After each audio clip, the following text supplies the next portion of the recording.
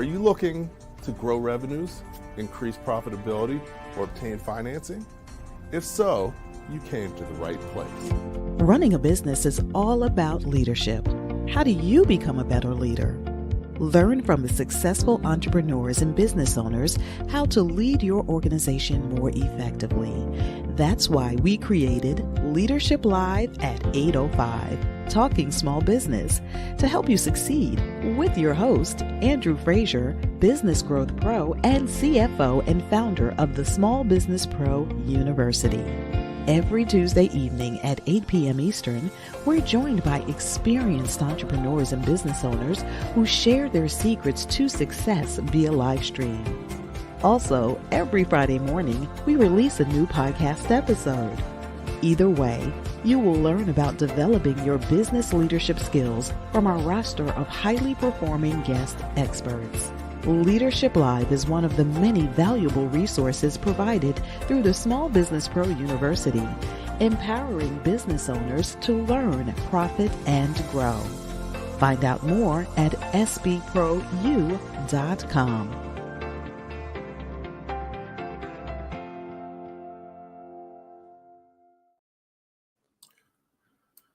Good evening and welcome back to Leadership Live at 8:05. I'm your host, Andrew Frazier, and really great to be chatting with you guys again this evening. Definitely there's a lot of things going on in the business community and the business environment. One of the key things is staying current. So, we try to bring you the latest and the best information and knowledge to help you be more successful with your business.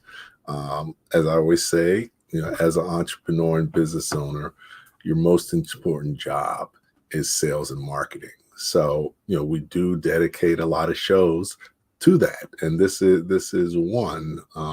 We have a great guest, Joe Kheoi, and he's going to be talking about the fundamentals of successful digital marketing. And, that's really where you need to be, no matter what business you have, no matter what location you're in.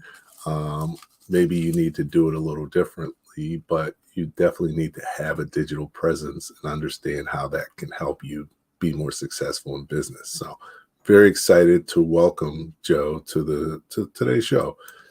Hey, Joe, how you doing this evening? Hi, Andrew. Thank you. Appreciate that introduction. Okay, no, definitely. And appreciate you taking time out of your busy schedule to chat with us tonight. And very look forward to, sharing great things so that the audience is going to learn, but also, I always learn some things here as well. So definitely looking forward to chatting with you this evening. Wonderful. Likewise. Excellent. So, before we get started, if you could take a few minutes, talk a little bit about, your journey. You come to a place where you're an expert in digital marketing, but you haven't been an expert at digital marketing all your life. So how did you come to where you are? And what are some of the key learnings and milestones that you have encountered? Sure.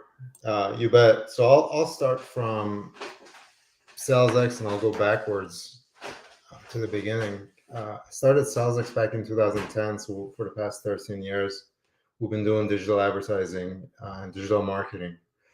Prior to that, I worked in software sales for 10 years. I started at Oracle Corporation and various other software companies with a short stint in the mortgage industry. And prior to that, I was doing engineering in the high-tech hardware in Silicon Valley. Before that, I always liked working with my hands, so I didn't really see any value as a young man. I didn't see that much value of getting an education. And my stepdad at the time, he said, "Hey, why don't you study? There's this program at San Jose State called Industrial Technology, and it's kind of applied engineering, and you get to work with your hands, and it's also an engineering degree, so you might like it." So I went and I loved it actually. So I ended up getting a bachelor's degree in industrial technology. getting an engineering job. And then I was working as an engineer for a few years, and the I ended up in kind of a customer satisfaction department, and the clients were calling and saying, "Hey, this product that your salespeople sold us, it doesn't have this functionality that they say it has." So I remember one time I went over to the sales building. This is like an $800 million company called Novellus at the time. It's been uh, bought by another company since then. But I went over there and the building was empty. And I talked to the admin there. I said, "Where's everybody?" And they said, "Oh, everybody, they hit their quotas, their sales quotas. So they're out in President's Club in Hawaii, and they're having fun." So at that point, I was like, "Oh, okay, I see. They sold something that doesn't even exist. They hit their quota and they're in Hawaii, and I'm stuck kind of holding the bag." At the time I was young, and I'm like, I need to be on that side. I need to be in Hawaii. So I went back to school. I got my MBA, and I leveraged that to get a job in sales. So I did sales for those 10 years. And then in 2010, I started SalesX with the objective of helping other companies set up their sales teams and their sales channels and their sales collateral, pipeline, messaging, funnel, all of it.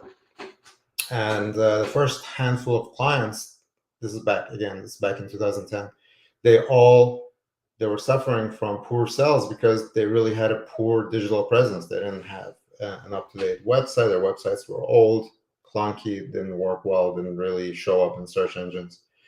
So I was like, they all need websites. Okay, so I'll figure out how to build websites. I'll build your website. So I learned how to do WordPress, and I started building these WordPress sites for these clients. Then they needed to show up in search results. So I was like, okay, I'll learn how to do SEO. And Google has a published document called a Google Search Engine Optimization Starter Guide.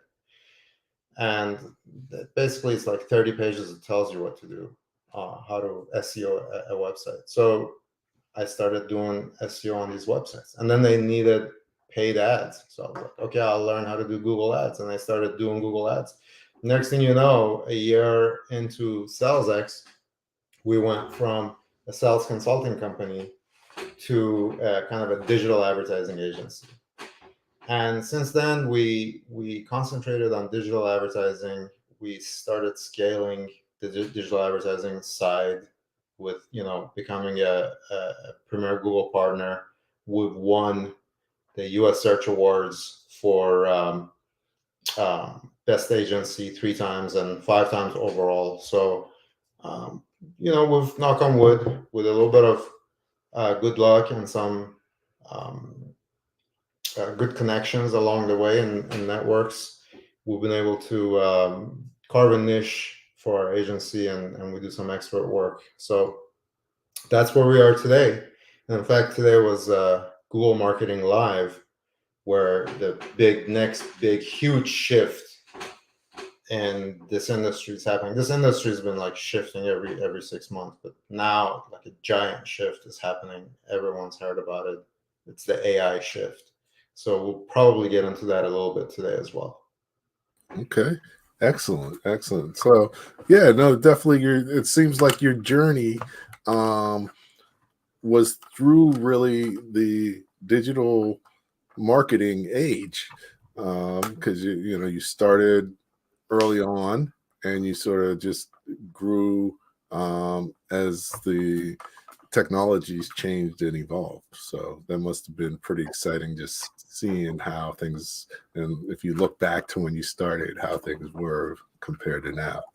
Exactly. I started right when the .com boom was starting to take shape in the late 90s, Mm-hmm. Mid 90s to late 90s, and then switched over to sales in 2000, and then 10 years and so on. But yeah, I've been watching this digital kind of landscape shape for the past 25 years, for sure, 28 years.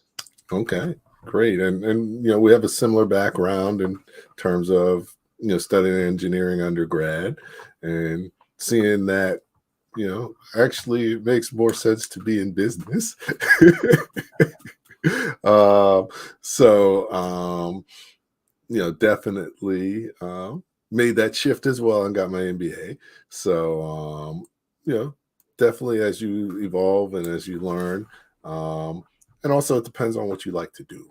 I love solving problems, but business problems are exciting because it's shorter term and you get to see the results and solve more problems. So, cool.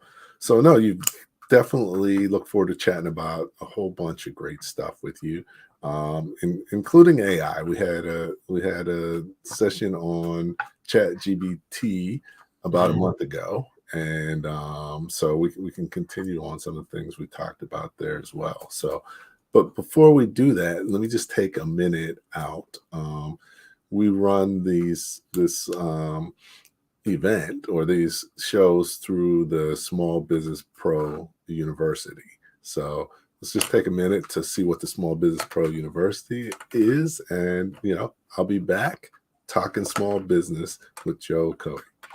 Do you own your business or does it own you? Is your business growing and are you making enough money? As a business owner, there are so many things you need to know to become more successful. Hello, my name is Andrew Frazier, the Business Growth Pro and CFO. I created the Small Business Pro University for you. Small Business Pro University has self-paced, dynamic, multimedia learning experiences created by more than 20 instructors who are business owners just like you. Small Business Pro University will empower you to become a masterpreneur by learning the secrets to creating a successful enterprise, to go from working in your business to working on your business. Take advantage of our strategic coaching program or just simply choose the courses that you need at www.sbprou.com. We will empower you to thrive and not just survive and make more money in any business environment. Okay, welcome back to Leadership Live at 8:05, talking small business with Joe. Joe, so you're an expert in the digital marketing space, and through your path, the only constant is change, and with your clients, how do you help them be able to deal with the change in because things are moving really fast, and what would you recommend for other entrepreneurs and business owners to do to really be able to evolve the way they need to? Well, whether it's business, whether it's marketing, advertising, digital, non-digital, whatever it is, there's only one thing you can do about change, and that's to embrace it. The nature of everything, as the Buddhists like to point out, is impermanence. That's the only certainty in life, is that it's impermanent. So change is something we have to embrace, and the sooner we come to that realization, the faster we're going to be able to flow with it. Excellent. So definitely getting used to the change. Many entrepreneurs and business owners are way behind the curve. As a small business owner, you got so many things you're doing. Sometimes it's hard to keep up. What does every business owner need to know about digital marketing? Yeah, the beauty of the curve in this space is that you don't necessarily need to run the whole kind of thing to catch up. You could just skip. You could just stop where you are and then jump to the front and just take off from there.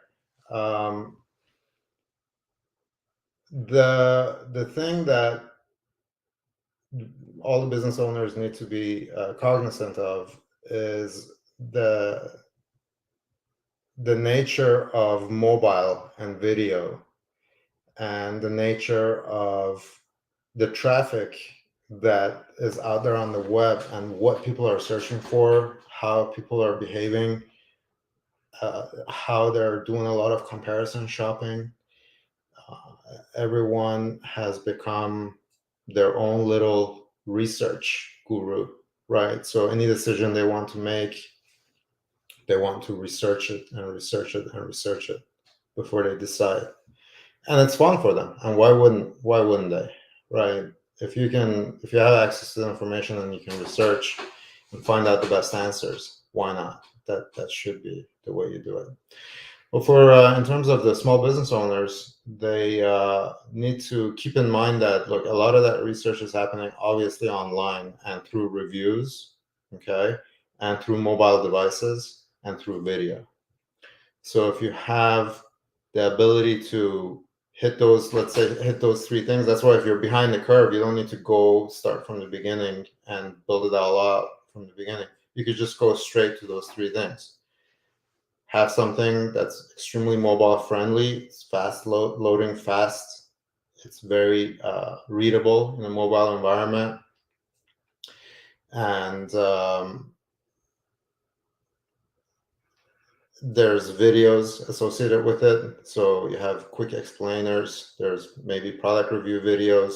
There's a variety of videos that you can post in various channels, and then there's also enablement for people to leave you reviews. So a lot of us, we don't really think about reviews. If people want to leave a review, fine. If they don't, so be it.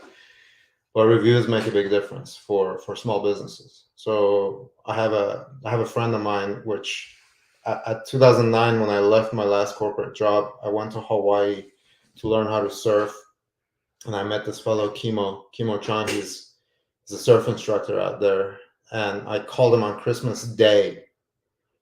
He had this ad on Craigslist, which was written in all caps, and it was a very enthusiastic ad. And it said, "I'll teach anyone to surf anywhere, anytime, any day." And it was Christmas Day. So I called him up. I'm like, "Hey, did you write this ad?" He's like, "Yeah." He's like, "Why is it in all caps?" I'm like, "Wow, I just want to shout it out. People, make sure people read it." I'm like, "Okay." "And you wrote anytime, anywhere?" He's like, "Yeah." And I said, "And you wrote any day?" And he said, "Yeah." And I said, "Well, today's any day, right?" There's this silence on the phone. He's like, "Yeah, today's any day." I'm like, "Okay, man, I need a private lesson." So anyway, we became really good friends. He came over. He was going out with his then girlfriend, now wife, they were gonna just surf by themselves, and they're like, "Who's this guy? Let me go get him." So they came out. They brought an extra surfboard. They brought the wetsuit and the booties, all the stuff that we needed, and we became friends. So he came back. We created.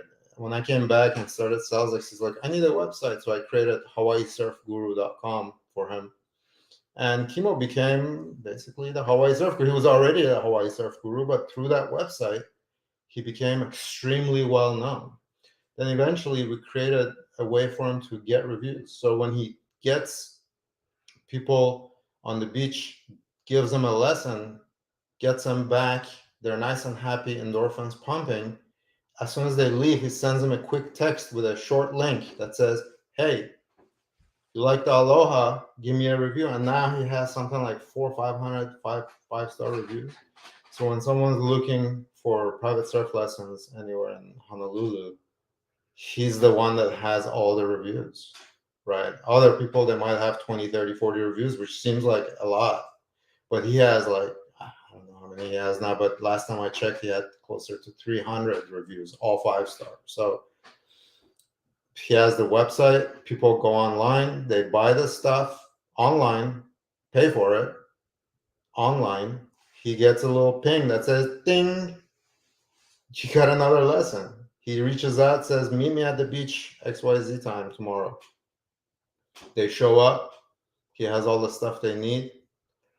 And afterwards sends them a review. Boom, another 5-star. And the cycle continues. So he loves it. He does a couple of shifts in the mornings. He has a little crew together. He and his wife, they have a little crew now.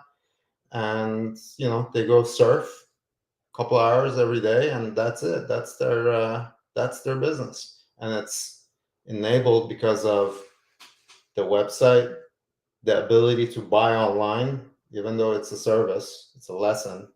They can still buy online, check out. It's all paid for. Show up, leave a review, boom. So, and then he has videos. So he has videos on there that shows this, like, I don't know, 8, 9 year old kid being pushed onto the wave, and he's just riding that wave all the way to the shore. And you can hear his dad in the background saying, "Hey, Michael," this and that. So it's really cool stuff. So people watch the video, they're like, "Oh, that could be me, or that could be my son." And oh, let me see. Oh yeah, I could just buy it right here. Let me book a lesson. Boom. And I see the leads because I built that site for him, and I got the URL back all those years back, 2010. So I still see the leads that come in. I mean, the sales that come in, and it's people from all over the US. I mean, people are pre-buying the stuff ahead of time, putting in the date that they want before they even show up to Hawaii. They've already paid for it, and he just takes care of it. And how do they know to do that? How do they know to pay $500-600 for a 3-pack lesson for when they're in Hawaii? Because there's all those reviews that says Kimo's the man. He's the king of aloha. You're gonna have a blast, and you're gonna catch waves, and you're gonna love it. And he takes care of absolutely everything, and no excuses. So all of that is enabled from this cycle of get there, watch the video, make the purchase, have the experience, leave the review. Okay. No, that's outstanding what you've been able to do for them. And one thing I always tell people is, of course, your most important job is marketing and selling, but the better you market, the easier it is to sell. And if you get good enough at marketing, you don't have to sell anymore. And basically, that's what you've done for them, which is most entrepreneurs' dream, because most of them didn't start their business to market and sell. So that's outstanding. So, you were talking about a few things that are key, and definitely having a presence is important. But one thing that I like to definitely focus on is the research side, because most business owners sort of skip through that much faster than they should, but that can be extremely valuable and save you a lot of time and make you more money. So, initially, what type of research do you do for clients, or should people thinking about doing or have done for them if they're looking to do more, be more successful at digital marketing? Right. So you can look at what's called keyword research, and this is just kind of the basics of doing digital marketing, is to see what is it that people are searching for, and then fit your solution around those search terms so that the people that are searching for those things find you. An example of that is at the time, this is back in, I don't know, 2002 or 2012 or 13, back in the early days of SalesX, I was going to one of these like Silicon Valley plug and play tech centers where they had these VCs there and angel investors there, mainly angel investors, and then attorneys and various business advisors. They had gathered, and the people that had the small companies there that were renting offices there, they were giving their pitches. And there was this company, and they started out their presentation by saying, well, we had this presentation, we wanted to come in and give a pitch and ask for some angel investment, but we've done a shift, and now we don't even need any money. We think we're going to be able to bootstrap this project because we're seeing a lot of success. And then they started telling what their story was. And their story was that they had this company, I don't know if they're still around, but at the time it was called Zoosk, which was an online dating app. And it wasn't going to be an online dating app. It was going to be something else. And what happened is they put it up and they put some Google ads, and they saw that people are clicking through thinking that this is an online dating app. They're getting a lot of clicks for online dating. And so they're like, wait, let's shift this around and see if that will catch on. And then they actually changed their business idea to online dating, and Zoosk became a really successful. I should have followed up to see what's happening with them, or if they're still around, or if they were merged, or what happened. But at the time, when I saw that presentation, they went from having an idea to changing that idea based on what they saw the demand was. And in fact, that's the SalesX story itself.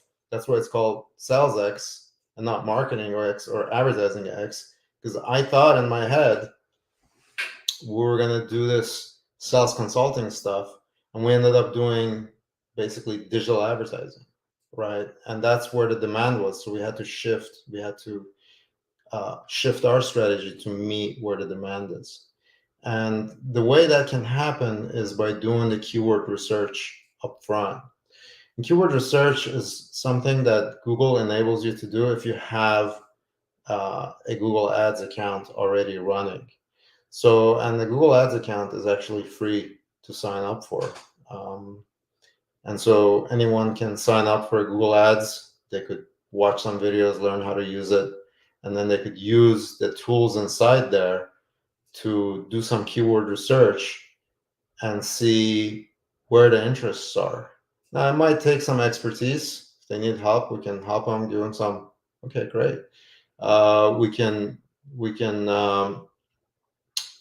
give them some tips, this and that.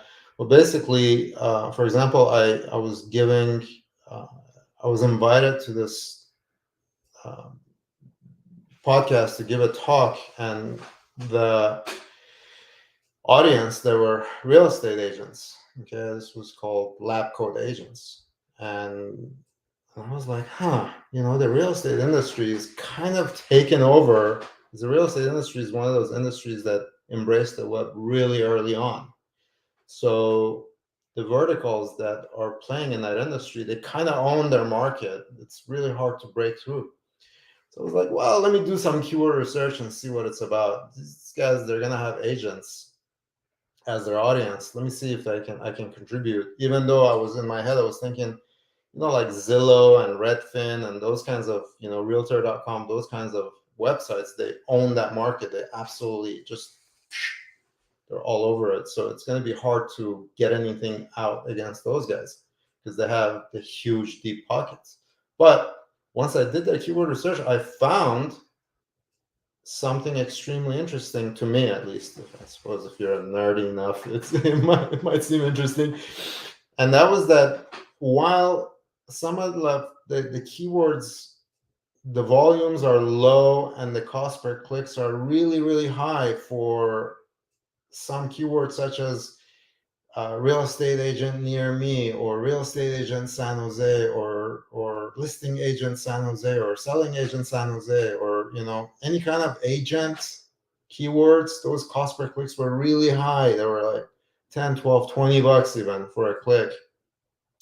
And the click volumes were really low. Only like 100, 200 people a month were searching for that stuff.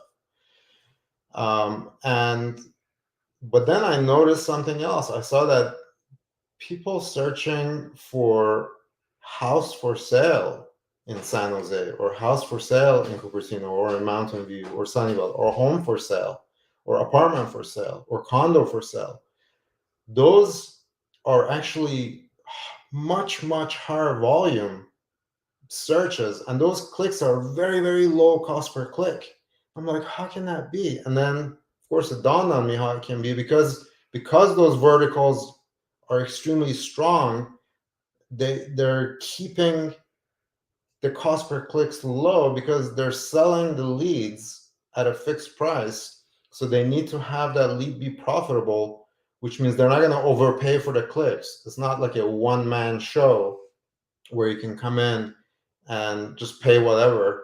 This is a company that's selling at, let's say, at $50 a lead, and their cost per lead, it can't be more than $20. And so their cost per click, it can't be more than $1 or $2 even, right? So that every 10 clicks will become a lead, and then they can sell it. So I thought, wow, that can be a really good strategy for an independent agent to get in on that and say, oh, okay, the big wigs of the industry are keeping these prices low by not overbidding. That actually opens the door for me to get in there, not on the real estate agent near me clicks, but on a house for sale San Jose clicks, and kind of get those low click prices and really come up as an expert in your own area. For example, have a digital download available on your website that says, you're looking for a house in the Bay Area, here's 5 things to look for and 5 things to avoid, and then allow people to download that for free without even asking for their information. And then once they download that, then you can re-advertise to them, which is called remarketing, using Google remarketing tools, which will become then much more affordable. And remarketing is like 7x conversion rate as opposed to that first click information stuff. So it's a good strategy that I outlined in that other podcast, and it came out of the keyword research. So yeah, the research, you have to, in a way, if you're just starting out, you could reverse engineer your business, and if you're already established, you could reverse engineer the language of your offering. You could see what people are looking for and then back into it based on that research. Okay. No, that makes sense. One thing I did with my business, and probably and help other people do, make sure they do if they're starting out, is you want to do the same thing for your business name. Because picking the right domain is kind of more important than your business's name. So, Googling and making sure that the competition for that name isn't overwhelming, and you can differentiate yourself so that people can find you, because it's easy to get buried if you have a common name or common information. So Yeah. you talk about, you were talking about, the key thing was figuring out things based on the analysis that you did. And, always important to do that. Many business owners are, and actually the third chapter of my first book is called "What is Your Greatest Fear?" And I find that many times it's the fear of numbers and analysis.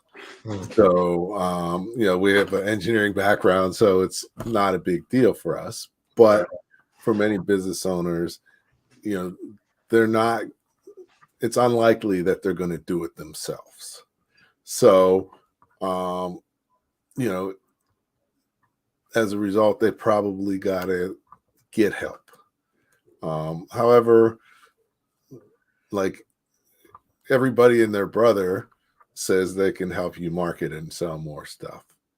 How do you figure out who to work with, or what are some things that you might use to determine, who really knows what they're doing and can help you, and who sort of doesn't? Right. Well, in Google, there's a saying. They say, "In God we trust, everyone else bring data." So in my case, the way that came, because I was new, right? I came from engineering and sales, and now I was doing websites and SEO and advertising. So I was basically new. But at the time, I had this 10-foot by 10-foot office. Maybe it was a little bigger, but I had a small office. It was just a desk, 2 chairs in front of it. And as you sat in those chairs, immediately to your left, there was a blank wall, just an empty wall. At the time, there was a website called, and it's still around. I think they were bought by LinkedIn, actually. They were called Lynda, Lynda, lynda.com, that does online video training for these kinds of skills, digital skills. And I had gone through and I had watched, course after course after course after course, and then printed out kind of the course completion certificates. And I had covered a whole wall from top to bottom. It was like 5 wide, 12 tall, with courses that I had taken. So as people sat there and they're like, well, what's your expertise? I was like, well, looks like I took about 8 courses on doing SEO. What's your expertise? So, but that's for somebody that's just starting out. For other people that are more established, if you're looking for solutions and you're assessing vendors, you probably want to see what are their accolades. For example, for Google Ads, there's the Google Premier Partners, which are only the top 3% of agencies. Because someone says, oh, I know how to do Google Ads, then it's like, well, do you have agency certification? And even if they say yes, that is a relatively low bar to cross. You just need to pass kind of the tests that Google provides.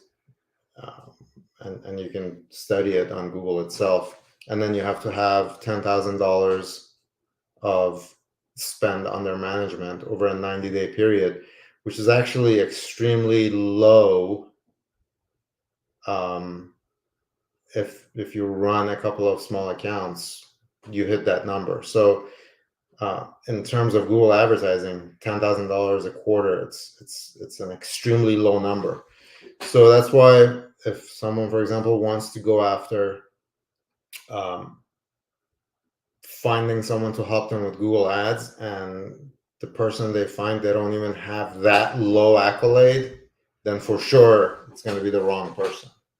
Well, not for sure, but anytime I say for sure, it's 96% sure, because I figured the 80-20 rule, the Pareto principle, and you multiply that by 80-20 again. So you take the 20%, you take 20% of that, which is 4%. And so I say 96.4. So if they haven't even hit the low bar, then there's a 96% chance they're not the right people for you. And if they have hit the low bar, I would still say they're still in that 96% chance that they're not the right people, because there's this higher bar, which means that they've been able to achieve these accolades. And the same thing goes with other things. Like if they can't prove what they've done has worked for others, then you're the guinea pig. So just be on the lookout for that. Okay. And when you're looking for working with someone, what are some of the first things they should ask you? What are some of the first things you ask people who may want to work with you? Or what do they ask you, and what types of things do you start with when you're working with someone? Yeah. So the thing about sales in general and digital advertising specifically is that, especially in digital advertising, there are a lot of things that you can measure, right? These pictures behind me, every one of those little sections, there's acronyms associated with the measurements of those phenomena. And there's one thing that I always encourage people to think about, which is kind of the gold, in the bank account, which is where the measurement that you want to really measure is, did it add to my bank balance, or did it subtract from it? That's kind of the one metric that I would encourage people to try and reverse engineer. So it's a tough metric to reverse engineer, but if you're starting your own business or you're a small business, the tough things are the things that you should be excited about. Because if it was easy, everybody could do it, and then you would have no job. So find the toughest thing and then tackle that. And in this case, that one metric is called cost per closed lead.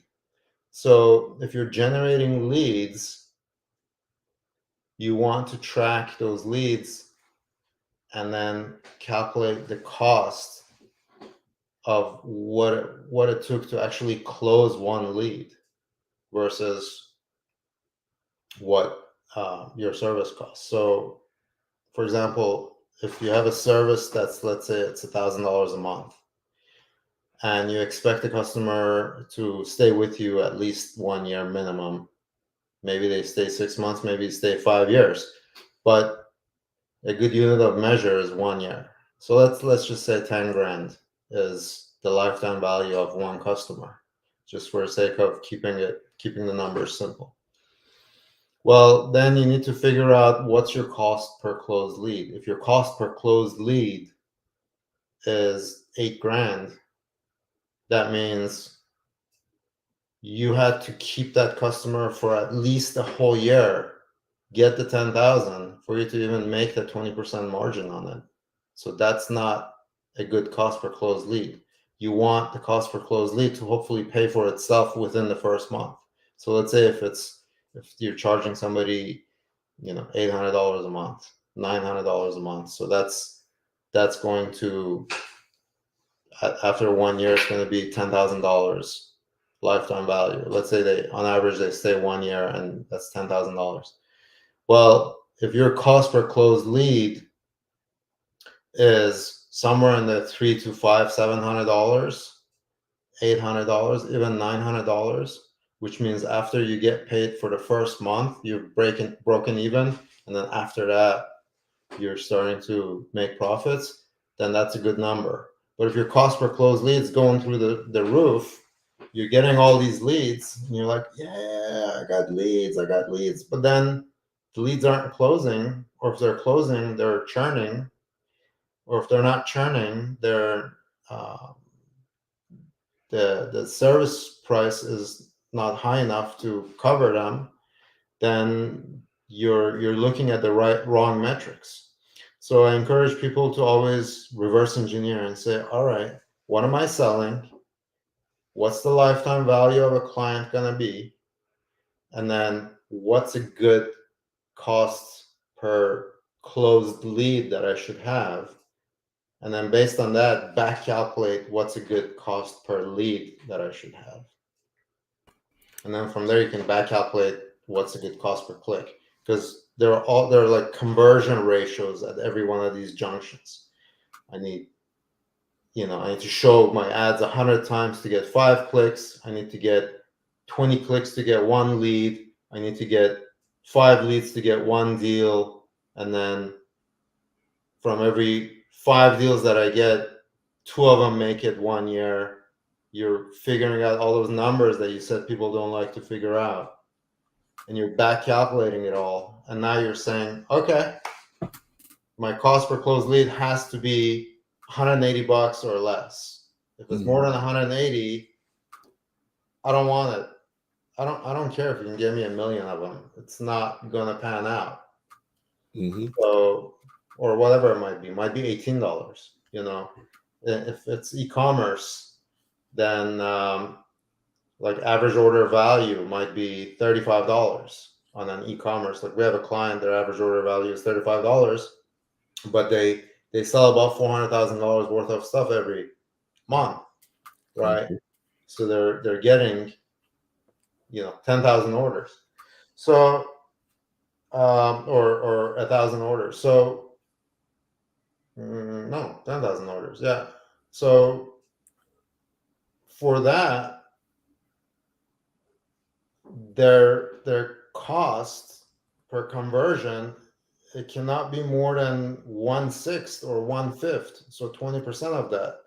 So if you have $34, okay, 34 enter 20%, $6.80. That's all you can afford to pay for one conversion. If it goes over that, you're not making money. You ship 10,000 packages, okay, but you didn't make money because you didn't do that math. Mhm. So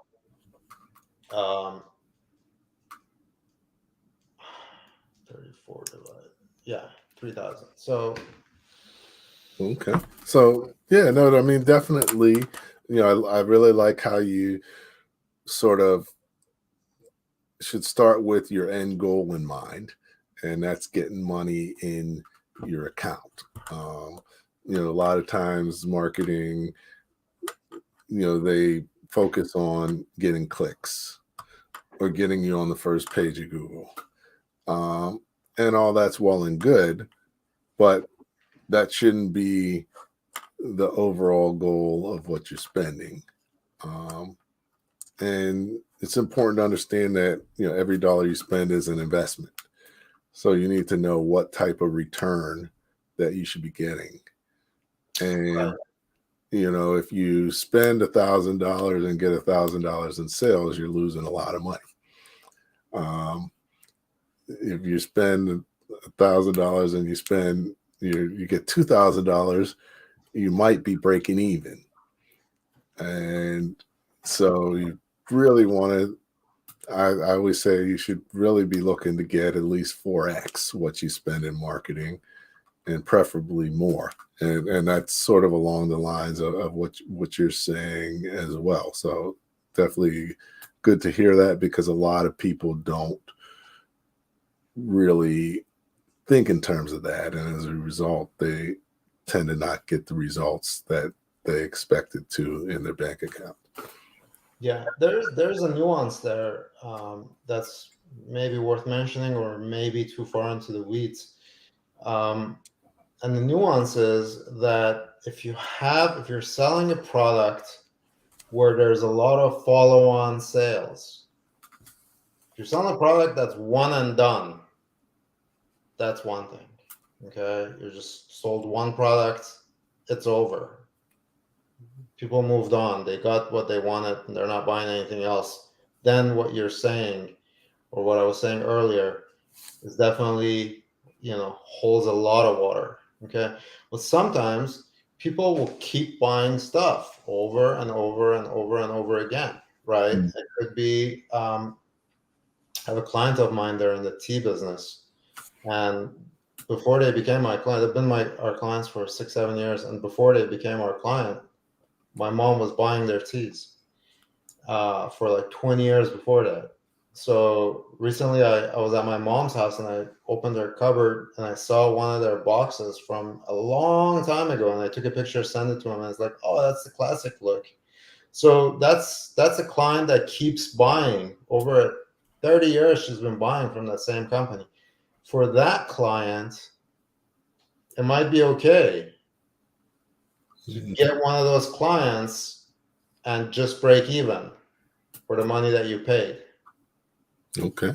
Right? Because you know that client's going to continue to buy over time. Okay. And then you'll make your money on it.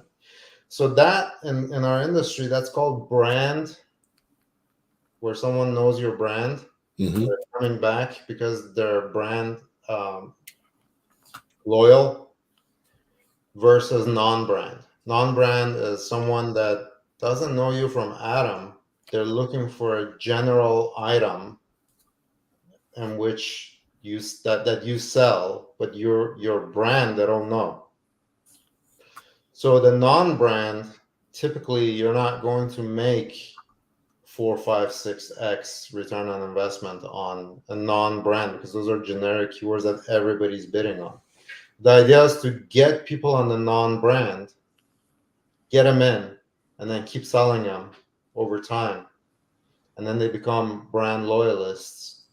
And then over time, your return on investment on the brand becomes 18, 19, 20, 30x, which means you can afford, you have 30x return on investment on the brand, you can afford to get 1x return on investment on the non-brand and build the top of your funnel. Because as the funnel is coming down, I don't know, I'm trying to confused about where the camera is.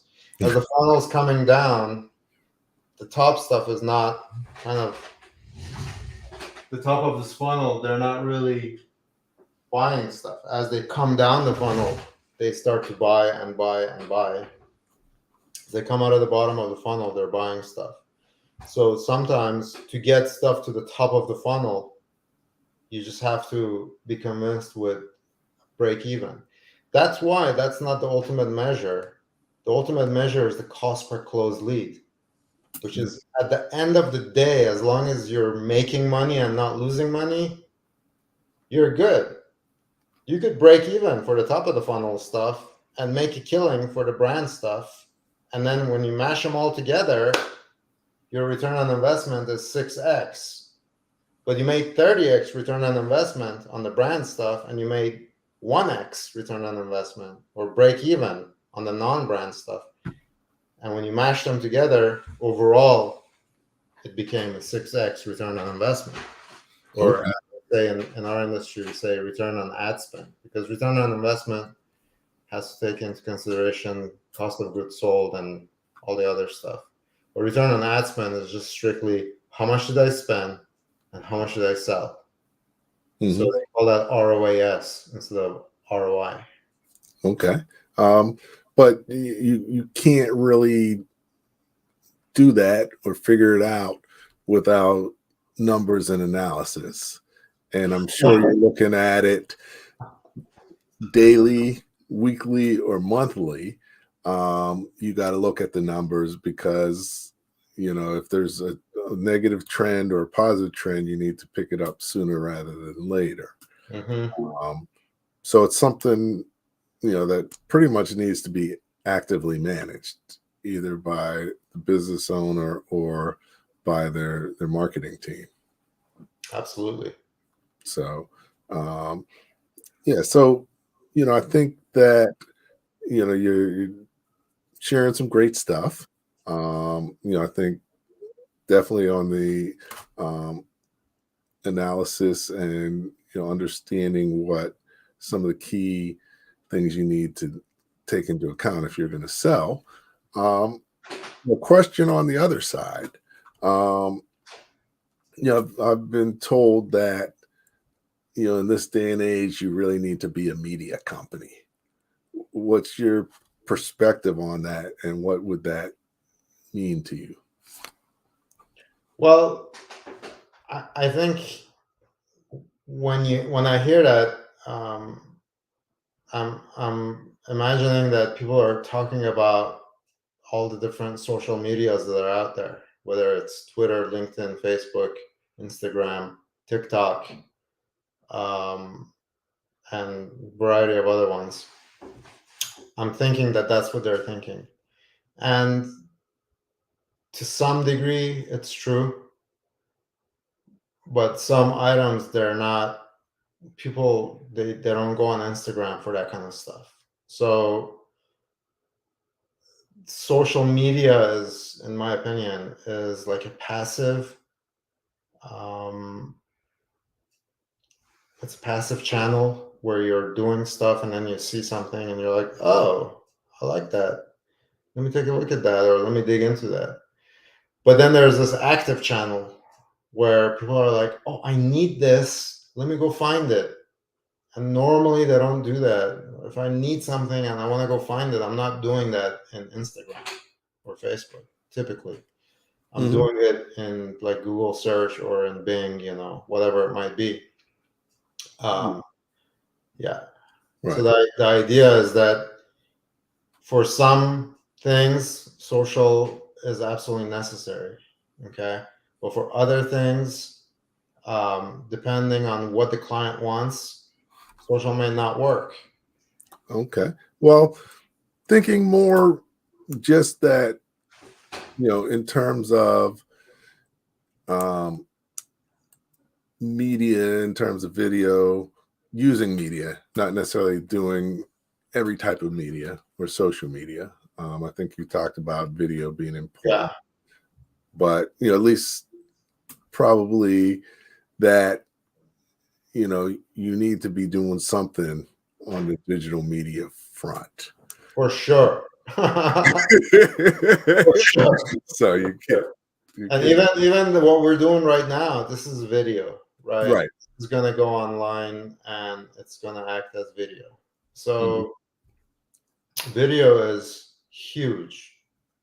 There's a lot of consumption of video that's happening in every conceivable medium, whether it's a cell phone, whether it's desktop, whether it's a laptop, iPad, tablet, or whether it's a smart TV. There's a lot of stuff happening on smart TVs.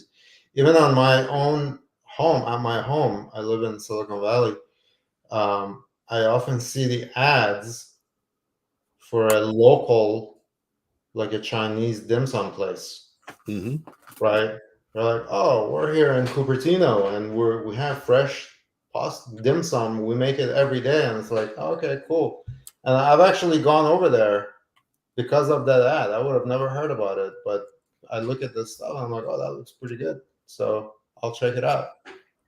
But that's the power of video, is that you could micro target your own zip code. You could say, I want a 5-mile radius of this zip code where my location is, and play this video. If you go to Craigslist and say, like, looking for video in the gig section, there are 1,001 people that are doing video production. They love it. People that the new generation, they're crazy about video. Heck, my kids are, they're watching somebody play video games on video. I'm like, yeah, I don't understand that. What are you doing? but it's almost sports to them. Like what sports to us was, that's kind of like sports to them. So it's but it seems kind of strange. But we're coming up on an hour, but we do have a question, so I wanted to just get it posted to you. So in startup or new products, should you be looking at the financial outcomes? What are other metrics you might look at early? Yeah, so if you're trying to do branding, for example, you might look at impression share, right? You're looking at a product category that you're selling. The impression share is something that you can look at in terms of how many people are seeing my product out there. Or maybe you're showing ads and you're saying how many people are seeing the ads for this product. The trouble with impression share is that it's one of those metrics that it doesn't add to the bank balance. So if you're an early startup, or if you have a new product, kind of impression share is going to show you interest levels. Okay, it's not necessarily going to add to your bank balance. So if you are trying to break into a new category, okay, then you're looking at search volume data. You're looking at search trends, seasonality. You can look at the competition. You can see what the competition is doing, what they're spending, what their impression shares are, for example, what overlapping keywords they have with your keywords. There are those kinds of data that you can look at. If you're paying for clicks, doing pay-per-click on a bootstrap on a new venture, and you're not getting sales out of it, that's going to be a tough road to navigate, because the pay-per-click costs, they can go skyrocket. One thing that I want to really point out before we run out is that over the years, there's a program by Google. It's called Google Business. It's a Google Grants for nonprofits. Okay, so if you go Google, I think it's google.com/grants, and they pay up to $10,000. They cover your cost up to $10,000 worth of free clicks per month. It's tough. It's easy to get accepted to that grant program if you're a 501c3 nonprofit and you're not a government, a school, or healthcare. Then you can probably get it. Okay, it's tough to actually land those clicks because there are a lot of restrictions on getting those clicks. And my company, we offer a service called Givingly, and we do that for you for free. We help you actually get the Google grants, and we manage it for you for free. And to get to that service page, you could go to givingly.org, and they'll forward you to the SalesX page that has that information on there. But that's doing good for the sake of goodness itself. We don't charge anything, and we're helping a lot of nonprofits do that, and that's our way of giving back after 13 years and 5 awards. This is our way to thank our constituents and the greater community. Okay, great. If we can, just real quick before we close out, I like to ask our guests to just share 3 things that people should take away from what we talked about today, because we talked about a lot of stuff, but if they only take 3 things away from today, what should they be if they want to go and get started and do more from a digital marketing standpoint? Yeah, I would say the first thing is to look at tracking everything 360 from beginning all the way to the other side, to closure. Okay, so track everything as much as you can. The more you can track, the better off you're going to be. That's the first thing. The second thing is, remember that you need to be extremely visible on mobile devices. Okay, there are a lot of people searching stuff out there, and the majority of them are on mobile. So for some stuff, like if you're selling this big expensive equipment, then desktop is okay. But for the most part, it's going to be mobile. And then the third thing is that keep in mind the value of video. So tracking, mobile, and video. And the bonus piece is that there's, you can listen to the episode but on ChatGPT, but Google's own equivalent of that is called Bard, B-A-R-D. So it's bard.google.com. And that's come out, and it's going to be coming in full force. And the key is going to be who can better use that against their competitors. In fact, I asked Bard today to write me a joke that I could tell a crowd of small business enthusiasts, and it gave me a joke. I can tell it to you. It says, "Why did the small business owner get a dog?" And the answer, and it's to have someone bark at the competition. So it's it's kind of cheesy, but Bard wrote it, so 0 effort. Okay, excellent. So yeah, I wish we had more time to really dig into AI, because it's going to change everything and really fast. It's already changing. Yeah, it's already changing a lot of things for a while now, but people don't know it just because they're not seeing the back end. So excellent. Well, definitely appreciate you taking time out of your busy schedule. This has been great. You shared some valuable knowledge and expertise, and appreciate you having you as a guest. Appreciate you, Andrew. Thank you so much. Thanks for the invite, and look forward to watching your other episodes. Okay, great. And yeah, we'll have to have you back so we can continue this conversation. So I know you got to run, but definitely thank you. And I think that the audience got a lot out of this as well. So, so definitely. Thanks so much. Okay. All right. Okay. You too. Bye-bye. Okay. Okay. Bye. Okay. Okay. Good evening. Definitely thanks for tuning in once again. I'm glad you found this valuable. Each week we have some great people. And actually, next week, we have our own Dr. Michelle Scott. She's actually on with us tonight and on with us fairly often. But she's done some great things, been involved in some great things. She's been working internationally and, learned a lot of key things. So she's going to be here on next week, really talking about managing perceptions to access greater opportunities.